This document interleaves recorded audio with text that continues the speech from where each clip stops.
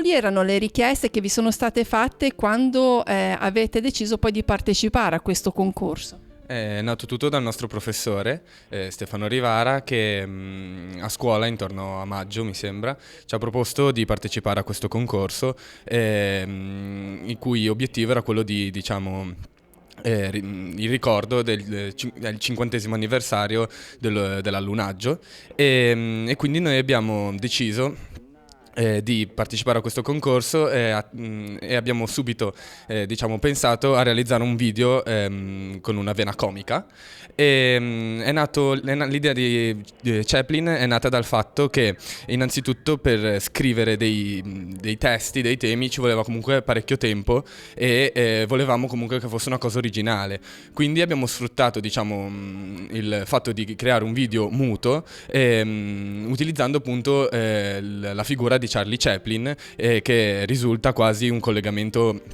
istantaneo al muto e per fortuna è riuscito bene, è piaciuto alla giuria e abbiamo vinto il concorso. Materialmente come avete operato per realizzare questo video? Allora, ovviamente noi avevamo bisogno innanzitutto di tute d'astronauta e poi dei caschi, perché sono comunque gli elementi distintivi di questi uomini. Abbiamo realizzato 3 caschi con delle insalatiere di plastica. Abbiamo anche aggiunto delle decalcomanie della NASA.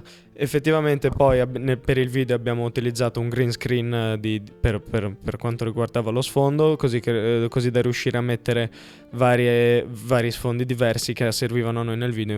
Inoltre poi c'è stato la parte più lunga è stata quella di editing video, perché comunque dovevamo rendere un video di 3 minuti a partire da tantissime clip, una mischiata insieme e una unita all'altra, e a quel punto poi siamo riusciti ad ottenere un video completo.